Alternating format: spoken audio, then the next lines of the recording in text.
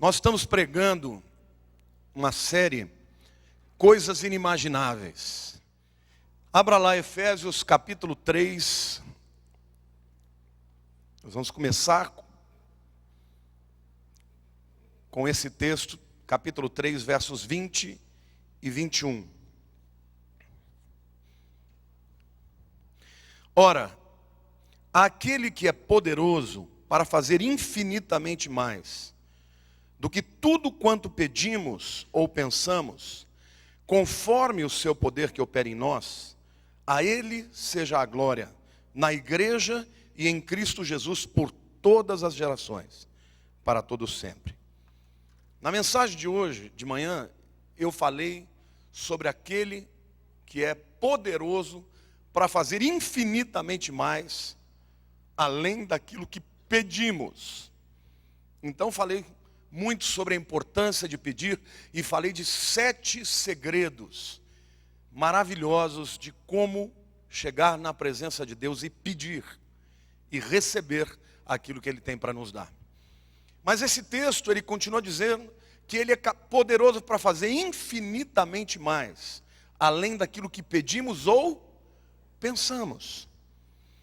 E o título da mensagem de hoje é Restauração para a Mente. Porque o que a gente percebe é que ainda que as pessoas sejam salvas, elas têm uma mente, a mentalidade, a alma delas está tão dilacerada por decepções, por baques da vida, por uma visão errada, pelas pressões do mundo, que muita gente hoje não consegue viver plenamente na sua alma. E é por isso que você encontra até dentre os cristãos pessoas muito abatidas, com a alma ferida, pessoas que não conseguem romper, pessoas que não conseguem alcançar a dimensão que Deus tem para elas. Então hoje eu quero dizer para você que Deus tem algo tremendo para fazer na sua alma. A alma é mente, e a sua mente sarada vai alcançar coisas inimagináveis. Amém? Nós vamos começar lendo um texto, que foi o texto que Deus me deu hoje, nessa tarde. Isaías capítulo 9, versos 1 e 2 e versículo 6. Deus trouxe tantas revelações aqui, que quando traz a gente tem que entregar logo, para não fugir, né? E diz a palavra de Deus, Isaías 9, de 1 a 2. Mas para a terra que estava aflita, não continuará a obscuridade. Deus, nos primeiros tempos, tornou desprezível a terra de Zebulon e a terra de Naftali. Mas nos últimos, tornará glorioso o caminho do mar, além do Jordão, Galileia dos gentios. O povo que andava em trevas viu a grande luz, e aos que viviam na região da sombra da morte, resplandeceu-lhes a luz. E o versículo 6 completa o raciocínio do profeta e diz assim: porque um menino nos nasceu, um filho se nos deu, o governo está sobre os seus ombros, e o seu nome será maravilhoso, conselheiro, Deus forte, Pai da eternidade, príncipe da paz. Eu quero começar essa mensagem dizendo para você que a restauração para a sua mente não é uma ideologia, não é uma filosofia, é uma pessoa.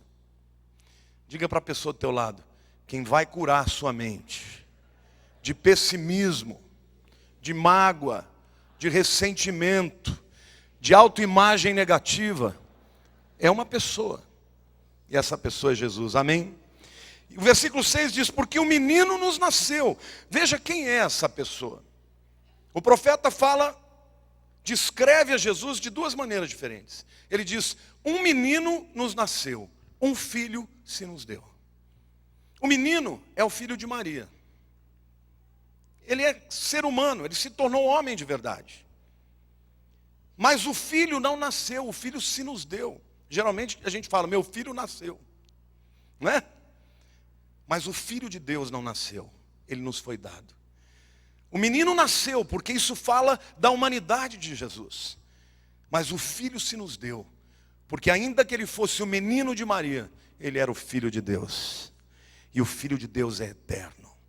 Então quero dizer que aquele que vai restaurar a sua mente, e eu profetizo isso, ele é tanto humano para entender as suas limitações, as suas fraquezas, quanto Deus, que é poderoso para fazer infinitamente mais do que aquilo que pedimos ou pensamos. Amém? Diga assim: Jesus, o meu restaurador, ele é humano, mas ele é próprio Deus. Amém? Esta foi a primeira vez na história que o divino se tornou humano, que o eterno se tornou revestido de temporal. Foi a primeira vez na história, para que por todas as perspectivas, pela perspectiva de quem conhece todas as coisas, mas também pela perspectiva de quem experimentou todas as coisas, possa curar a nossa alma. Diga para a pessoa do teu lado: eu quero profetizar na sua vida, que a sua alma será completamente restaurada, pela experiência que você vai ter com Jesus, o restaurador. Meu querido, se você entrou aqui hoje triste, magoado, abatido, eu quero declarar na sua vida que o Filho de Maria passou por aquilo que você passou, e o Filho de Deus conhece aquilo que você tem no seu coração, que ninguém pode conhecer. Amém? Então diga: o restaurador é uma pessoa. Mas o texto começa a dizer para quem a restauração, que é Jesus, veio. Texto de Mateus capítulo 4, versos 15 e 16. Mateus está citando o texto de Isaías que nós lemos. E ele diz assim: terra de Zebulon, terra de Naftali, caminho do mar, além do Jordão, Galiléia dos gentios, o povo que jazia em trevas viu grande luz, e os que viviam na região e sombra da morte, resplandeceu-lhes a luz. Eu quero dizer que Jesus veio para aqueles que estavam em trevas e na morte. E aqui, quando a gente lê o texto, eu quero destacar um aspecto aqui que diz assim: e aos que viviam na região e sombra da morte. Literalmente significa o seguinte: os que viviam na região da morte e os que viviam na sombra da morte. Fala de duas coisas e ele aglutina, porque ambas têm algo em comum. Então diga assim: Jesus veio para os que viviam na região, lugar físico, da morte, e para os que estavam na sombra da morte, diga, lugar espiritual. Jesus veio para as pessoas mortas, vivas fisicamente, mas mortas espiritualmente, mortas na alma, sem perspectiva, em sombras. A luz, ela sempre revela os caminhos que temos que andar. E pessoas que estão mortas interiormente, não vê perspectiva, não tem esperança de futuro, não vê caminho, não vê resposta, não sabe aonde virá a solução para o seu problema. Foi para essas que Jesus veio. Diga para a pessoa do teu lado: se você está se sentindo assim hoje, então foi para você que Jesus veio. Amém? Eu quero que você entenda que quando a palavra de Deus faz essa promessa, aparentemente ela parece incoerente. Porque nós estamos falando aqui da terra prometida, da terra que mana leite e mel. Como é que Deus pode dizer que a terra que mana leite e mel, Zebulon e Naftali fazem parte da terra prometida? Como é que esta terra prometida pode ser chamada pelo profeta Isaías de uma terra que vive na sombra da morte? Eu quero que você saiba que um lugar sem Deus, o lugar pode ter tudo e ainda não ter nada. Quantos de vocês já conhecem pessoas que têm tudo o que o mundo pode dar e ainda assim têm uma vida miserável espiritualmente? Quantos já conheceram alguém assim? Quando Deus chama Abraão, a Bíblia fala que a terra prometida foi dada em aliança de Deus com Abraão. Mas Abraão entendeu isso. Ele entendeu que o que Deus tinha para ele era mais do que um pedaço de terra. Até porque ele nunca chegou a herdar de verdade aquela terra. Mas a Bíblia diz lá em Hebreus, capítulo 11, versículo 10. Diz assim: porque Abraão aguardava a cidade que tem fundamentos, da qual Deus é o arquiteto e o edificador. E em João capítulo 8, 56, diz assim: Abraão, vosso pai, alegrou-se, aqui é Jesus falando, por ver o meu dia, viu e regozijou-se. Abraão, durante muitos anos da sua vida, 25 anos, ele esperou pelo seu filho prometido. E depois que Deus dá este filho vai crescendo, e Abraão certamente todos os dias olhava para ele e ria, porque o nome Isaac significa ele riu. Todos os dias da vida, assim como Enzo provoca riso no coração da Érica e do Ramon, assim com a Mariana, todo dia eu vejo fotos no Facebook. Por quê? Porque ela chegou para iluminar, para alegrar. E um dia Deus vem e fala: Abraão, eu quero que você vá ao monte daqui a 3 dias, no lugar onde você vai oferecer Isaac, o seu filho amado, para mim em sacrifício. E aqueles foram os 3 dias mais longos da vida de Abraão. Mas a Bíblia diz que quando ele chega lá, no pé do monte, ele vê o lugar ao longe. E eu já mostrei para vocês um dia aqui, que na verdade essa palavra ao longe significa no futuro. E ele viu Jesus Cristo morrendo na cruz. E por isso ele se regozijou, porque ele sabia que o seu filho não teria que ser sacrificado. E ele diz para os 2 moços que estavam com ele: nós vamos, adoraremos e voltaremos.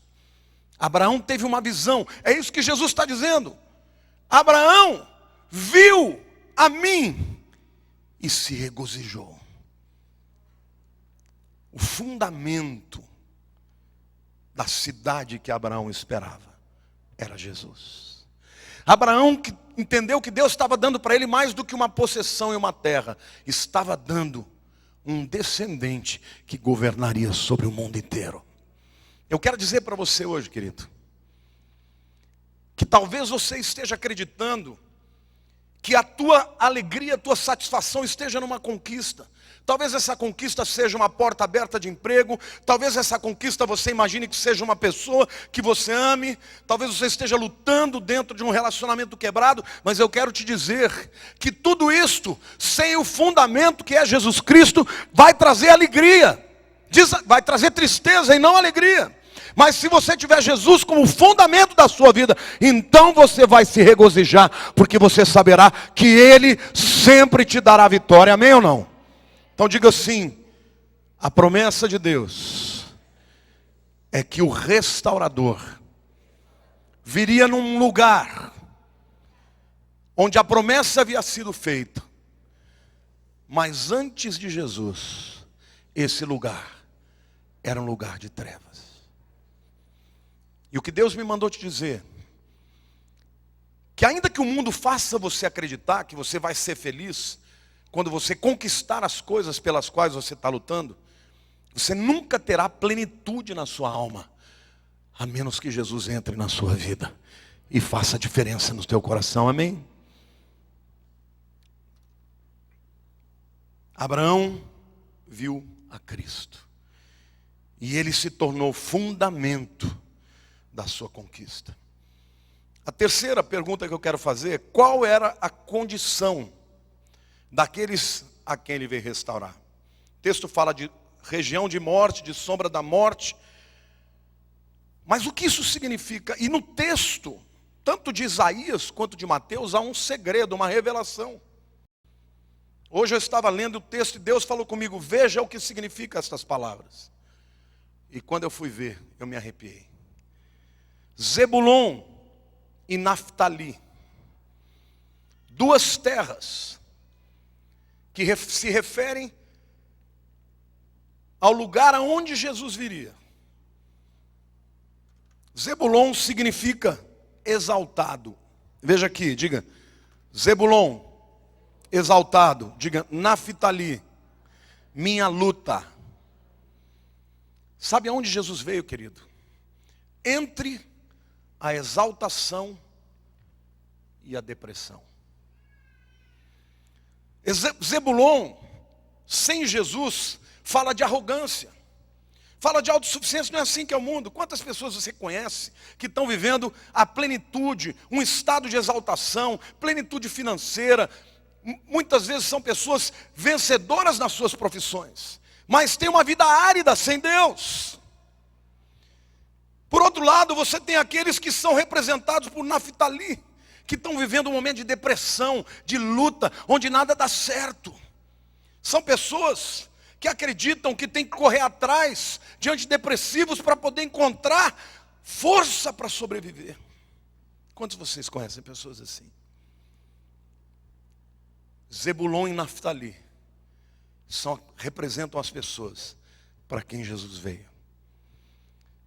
Pessoas que ou estão vivendo momento de exaltação, mas uma exaltação que não seja para Deus é arrogância, é autossuficiência, é negação. Ou momento de luta e de depressão, de vale, onde você não acredita que exista solução para a sua vida. Mas eu quero te dizer, seja você um arrogante que pensa que pode viver sem Deus, ou uma pessoa deprimida, que não enxerga a saída para o seu problema. Eu quero dizer que Jesus veio para você, para trazer luz onde havia trevas, para trazer luz onde havia sombra. E Jesus veio para restaurar a sua alma e para dar visão aos seus olhos, para que você possa enxergar a luz no fim do túnel. Diga para a pessoa do teu lado, Jesus veio para você. E diga, sem Ele, seja na exaltação, que é arrogância, seja na depressão, que é uma vida de desespero, você não pode encontrar restauração. Mas eu quero te dizer que Ele veio para você, entre a exaltação e a depressão, entre a negação e o desespero. Todos nós já passamos por isso, mas Ele veio para nós. Ele veio para trazer luz para aqueles que estão na sombra, para aqueles que não sabem de onde vem a solução. Como é que as pessoas tentam resolver os seus problemas? Daniel, no capítulo 12, no versículo 4, ele diz exatamente o que vai acontecer com a sociedade dos últimos dias. Isso aqui expressa de maneira perfeita como é que é o coração dos homens do nosso tempo, do século 21. Ele diz assim: tu, porém, Daniel, encerra as palavras desse livro até o tempo do fim. Muitos o esquadrinharão e o saber se multiplicar. No original, essa palavra esquadrinhar significa alguém desassossegado, alguém que corre de um lado para o outro, alguém que está à procura de respostas, de conhecimento, alguém ansioso. Você conhece alguém ansioso? Conhece alguém ansioso? Tem algum ansioso aqui? Esse é o mal do século 21. O ansioso, antes do problema vir, ele já está antecipando o problema. É ou não é? Ele não vai enfrentar um problema quando acontecer, ele já está pensando no problema que virá, às vezes nem vem. Mas ele já está desesperado com aquilo. E a Bíblia diz mais, diz que as pessoas vão buscar o conhecimento. E queridos, vocês sabiam que hoje, se você passar um dia pesquisando a internet, você vai chegar a conhecimentos jamais sonhados pelos nossos avós. Este é um tempo mesmo em que o saber está se multiplicando.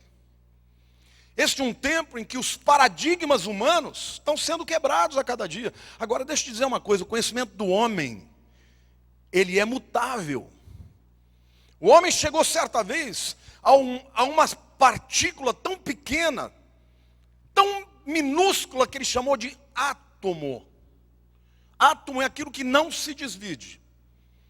E no entanto hoje, Já existem outras partículas muito menores, como os quarks e muitos outros. Cada hora eles descobrem um menor. O conhecimento que os homens estão buscando é sempre mutável. Isso gera cada vez mais insatisfação, insegurança e ansiedade. Antigamente, podia comer isso, podia comer aquilo, podia comer aquilo. Hoje não pode comer nada. Hoje não pode comer trigo porque tem, como é que chama? Glúten. Não pode tomar leite porque tem intolerância. Aí daqui a pouco, antigamente não podia comer ovo porque dava colesterol. Hoje os cientistas estão dizendo, não pode comer ovo porque ovo é bom. E a turma fica desesperada. Os conhecimentos dos homens são mutáveis em todas as áreas. Isso gera uma sociedade neurótica, que morre de medo de tudo. Eu quero dizer para você que Jesus tem solução para você. Eu não estou rejeitando o conhecimento, não. O conhecimento é bom.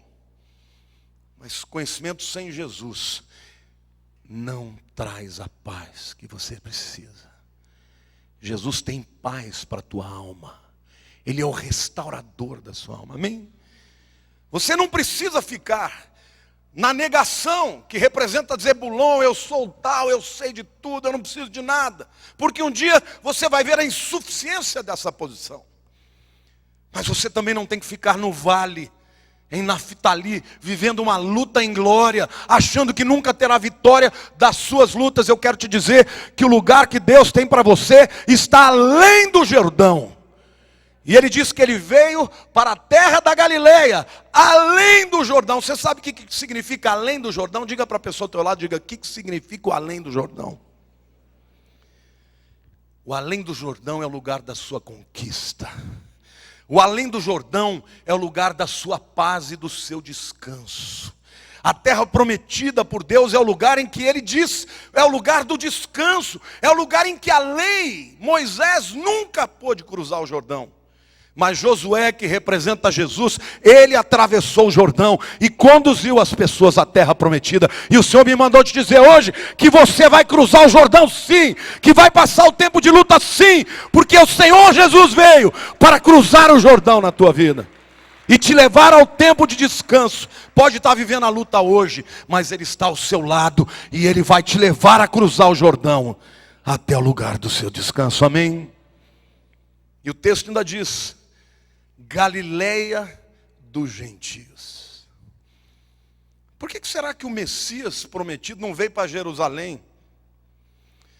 Jerusalém era a terra santa, era a terra de Davi, mas Jerusalém era a terra dos religiosos.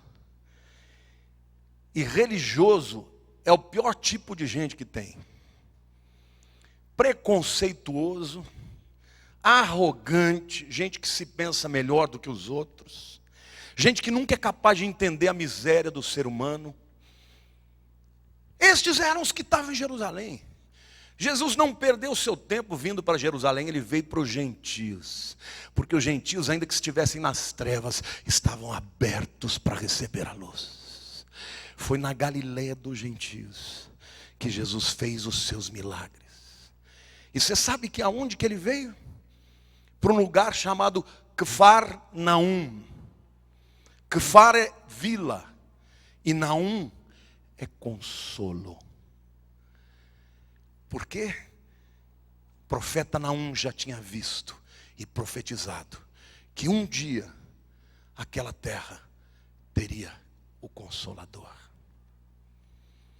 Eu quero te dizer hoje, meu querido, você pode ter entrado aqui com a sua alma dilacerada, triste, abatido, cansado da luta. Pode estar no vale, ou então pode estar vivendo agora a descendência de quem já viveu na negação, já viveu na exaltação e começou a perder tudo o que este mundo dá, e está descendo e perdendo a esperança. Eu quero te dizer que Jesus tem consolo para a tua vida, que Jesus tem restauração para a tua vida, que Jesus vai te fazer atravessar o Jordão, porque Ele é um Deus de graça e de misericórdia. Amém? A alma só pode ser restaurada quando você experimenta a Jesus, o restaurador. A terra que viu a luz era uma terra de sombras, uma terra de morte, uma terra marcada pelos contrastes da negação e da depressão, uma terra de gentios, de pessoas pagãs, de pessoas não religiosas, uma terra pronta para receber o Salvador. Amém? Só tem uma coisa que pode impedir alguém de receber o Salvador: religiosidade. Eu não preciso, porque eu já tenho. É do meu jeito, você vai falar que é diferente, eu sempre crio assim, eu vou continuar crendo assim. Foi isso que os fariseus fizeram. Jesus veio, o Filho de Deus, o prometido, o Messias prometido, e eles não o reconheceram. Porque no seu arquétipo, no seu imaginário, o Messias seria alguém pomposo como eles, cheio de roupas e vestimentas bonitas, cheio de ouro e balangandãs. E ele veio como um jovem simples, vestido como alguém do povo. E a sua glória era extraordinária. Querido, Jesus está aqui hoje. Ele ainda está à procura dos perdidos, daqueles que não têm luz, daqueles que não conseguem encontrar soluções para a sua vida. E dizem para ele: eu estou necessitado. A esses ele vai dar conforto, consolo e restauração. Amém? Quantos querem Jesus? Quantos querem não Jesus dos religiosos? O Jesus mesmo, de verdade. Aquele que veio e não tinha preconceito, ele estava sempre no meio dos pecadores. Sempre no meio dos pecadores. Por quê? Porque ele sabia que os pecadores o queriam. Ele disse: eu não vim para os sãos, porque os sãos não precisam de médico, eu vim para os pecadores. Para aqueles que a sociedade rejeitou, ele veio. E ele continua hoje querendo mudar a sua vida. E ele continua hoje querendo trazer esperança para o teu coração. Amém ou não? Ele continua hoje dizendo: eu sou o consolo para a tua alma. Para que você não tenha que correr desesperado, querendo tapar um buraco que ninguém ou nada vai tapar. Ninguém vai preencher o vazio da sua alma, a não ser o Filho de Deus, o Filho de Maria e o Filho de Deus. O menino que nasceu e o Filho que nos deu. É Ele quem traz luz para as trevas do nosso coração. Amém ou não? Você não pode aplaudir o Senhor e dizer: eu creio no Senhor.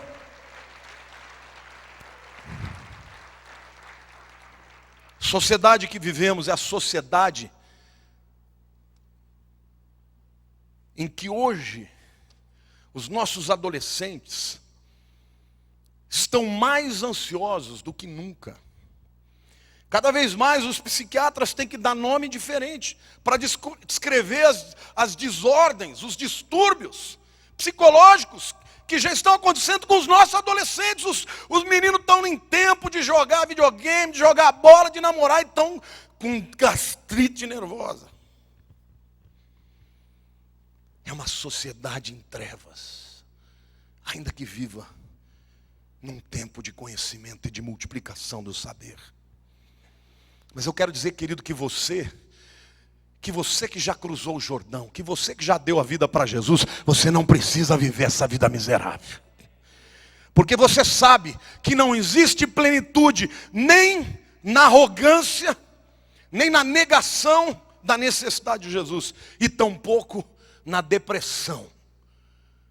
Existe plenitude quando Jesus entra na sua vida e faz da tua casa o seu Cafarnaum, o seu lugar de consolo.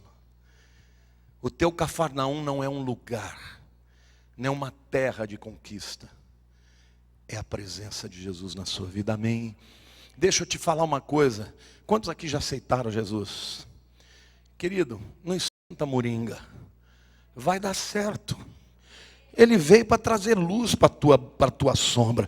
Você não está enxergando, não esquenta a moringa. O sol vai sair depois. Atrás da nuvem preta tem sol da justiça. Jesus tem aliança com a tua vida. Ele veio para você. E se você o invocou, Ele entrou na tua vida para nunca mais te deixar. Amém. Você pode aplaudir o Senhor. Você pode declarar: eu creio. Diga: eu creio na palavra do Senhor para a minha vida, amém. Certa vez, havia um homem, era um velho já, Simeão. E o Espírito Santo tinha dito para ele, que ele não morreria, sem antes ver o Consolador de Israel. E a palavra de Deus nos mostra que Simeão, lá em Lucas, capítulo 5 a 32, de 25 a 32.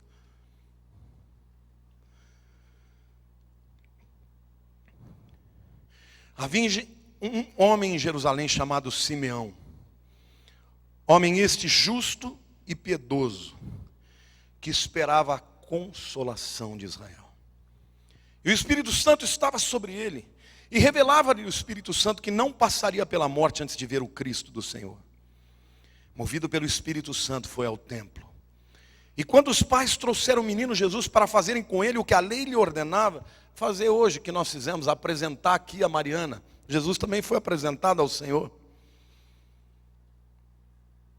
E quando os pais trouxeram o menino Jesus para fazerem com ele o que a lei ordenava, Simeão o tomou nos braços e louvou a Deus, dizendo: agora, Senhor, podes despedir em paz o teu servo, segundo a tua palavra, porque os meus olhos já viram a tua salvação, a qual preparaste diante de todos os povos, luz para a revelação aos gentios e para a glória do teu povo Israel.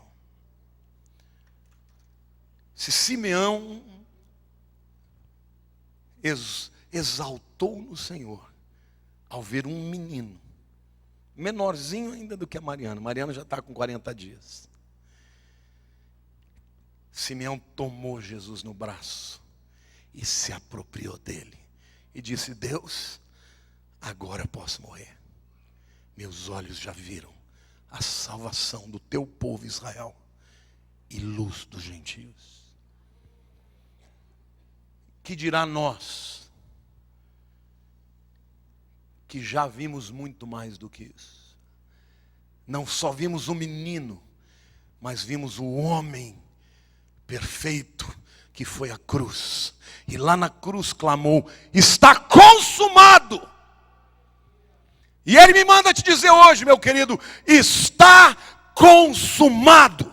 Já foi realizado na tua vida o que era necessário para você viver uma vida plena, cheia de segurança de que o Senhor é Deus e Ele cuida dos seus. Amém ou não? Ele cuida da tua família, Ele cuida da tua casa, Ele cuida dos teus negócios, Ele cuida do teu futuro, Ele cuida de você. Agarra esta esperança, porque a promessa de Deus é que aquele que é poderoso para fazer infinitamente mais do que pedimos ou pensamos, a Ele seja a glória por todas as gerações, para sempre. Jesus já fez. Eu não sei em que parte deste caminho você está. Se está no tempo em que tudo está dando certo, ou se está no tempo em que você não vê uma luz. Eu só sei de uma coisa: Jesus está com você neste caminho. E esse momento da sua vida não precisa ser um momento de ansiedade. Esse lugar pode ser o seu Cafarnaum, a vila da consolação, a vila do descanso.